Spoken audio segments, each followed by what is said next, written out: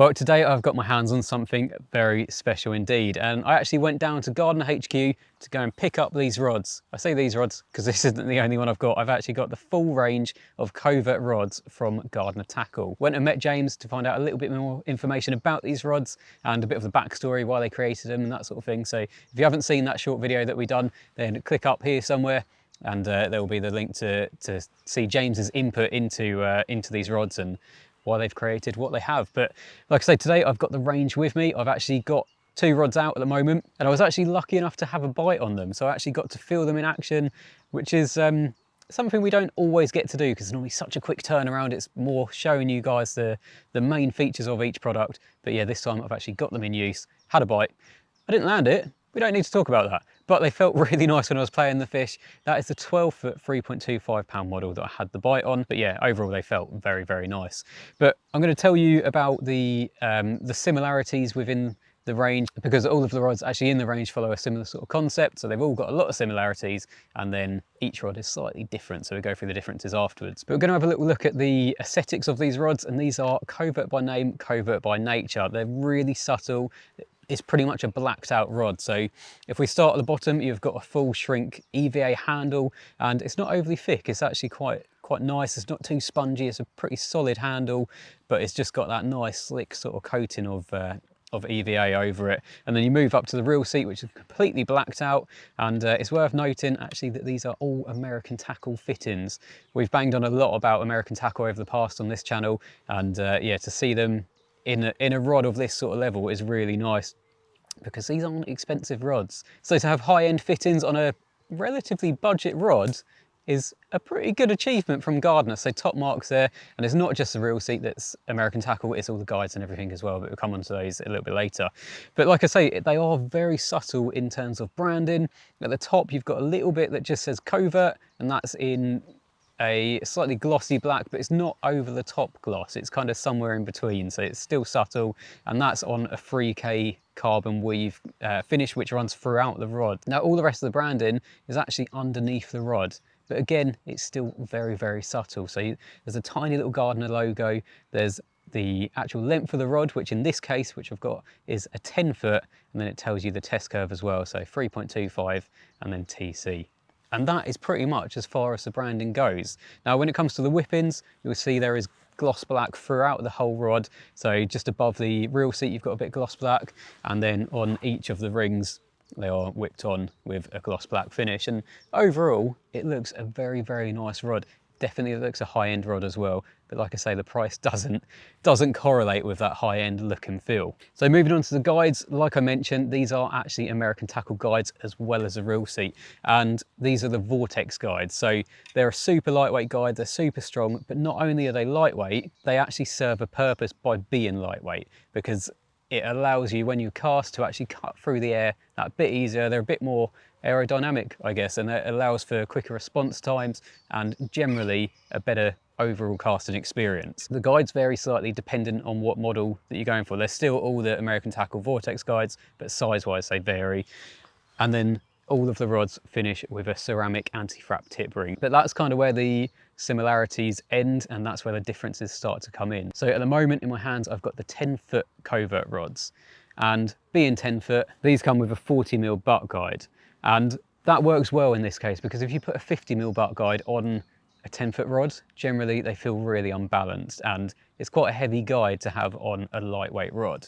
So by having the 40mm, everything feels really balanced, really nice, and to be honest, I use 10-foot rods most of the time now, and I really like the length of a 10-foot rod. I like the feel of it, to the point that using a 12-foot then feels a little bit cumbersome.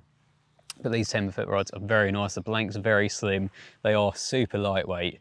And to be honest, I think they've probably been my pick out of them. But that's not to say that the 12-foot or the 13-foot that we'll look at later doesn't have a place, because it absolutely does. Just for my fishing, I prefer 10-footers. So moving on to the 12-foot, the main difference, other than obviously being 2 foot longer, is going to be that you've got the 50mm guide as well. So that balances the whole setup better. When you've paired it with the right side of reel, it really does feel nice. And like I say, that's the rods that I'm actually using today. I've got 2 of the 12-foots out. It felt really nice playing that fish. It's unfortunate I didn't get it in, because I had it on for quite some time, but then it ended up burying me into reeds and all sorts, and I just couldn't get it back round. which is a little bit gutting, but I don't know what size fish it was, upper double, something like that. And it felt a really nice action on the rod. It was a complete through action and it had enough stick when I needed it to, but then when the fish was lunging about, the tip was soft enough to kind of take them lunges in its stride. So yeah, I really do like the 12 foots. Like I say, the main difference is going to be that the longer length. So if you prefer a 12-foot rod, then that's going to be the one for you. Obviously, you will obviously get a slightly better casting distance from it, and sometimes it's necessary, depending on the swims, if you need that little bit more reach to pull them back from overhanging trees or anything like that. Sometimes a 10-foot just isn't long enough for that sort of use. Now, if there's more of a casting tool that you're after, then there is a 13-foot rod in the range, and this has been known to produce some very, very big distances. When I was talking to James when I went to pick these up, I believe there was a guy hitting over 200 yards with a lead and then about 180 yards with a baited rig, which is pretty impressive. I think he's a good caster anyway.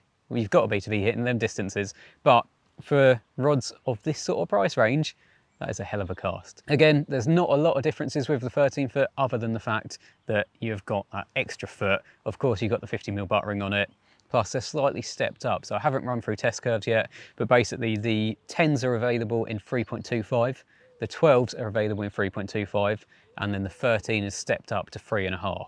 So they're not broomsticks. These aren't designed to be broomsticks. They're meant to be a one rod fits all kind of rod. If you wanted a casting tool, the 13-foot 3.5. If you wanted an all-rounder, then the 12 3.25, but if you're wanting something a little bit lighter, a little bit more manageable, then the 10-foot is going to be the one for you. Now, there is one final rod to talk about, and that is the 12-foot application rod. If you're looking for a spot or marker rod and you want it matching in the same sort of range, then that's the one to go for. And this is actually 4.75 pound test curve. So it sounds ridiculous, but hear me out. It's been designed in a way that you will get big distances from it, but then it's still got quite a forgiving tip. So it's quite, even though it's 4.75 pound, it's fairly easy to actually compress. And by having the more forgiving tip, it makes it a lot more accurate. Now, I've been having a play around with it today, and I have found that it is very, very accurate. I've marked it up to about 60 yards, and time again, it's hitting exactly where I want it to be. So yeah, if you are looking for, like I say, an application rod to match, then that's going to be the one. And the main difference with that, other than the 4.75 pound test curve, is that instead of having a full EVA handle, you've actually got an abbreviated one, which with that sort of rod is very much needed, because obviously if you're using spod mix and a lot of sticky sort of baits and things like that, then you're going to want to be able to wipe it down. So by having the abbreviated handle, that works far better in that respect. Now, there is talk of the application rods being designed for both the 10-foot and the 13-foot as well. So you've got a complete matching set for whatever length is your preference. And I think they should be coming out very soon. It's kind of all based around how well these rods go down. From the sounds of it from James, they are going down very, very well. So yeah, I can see why. They're definitely excellent value for money. They're a really nice rod, which definitely looks high end, feels high end, but doesn't command the same sort of price. And that brings us nicely onto prices. So the 10-foot you can find online. After a quick Google, I found it for $105.99. Now that is a hell of a lot of rod for that money. That's a third, if not a quarter of the price of a top end rod.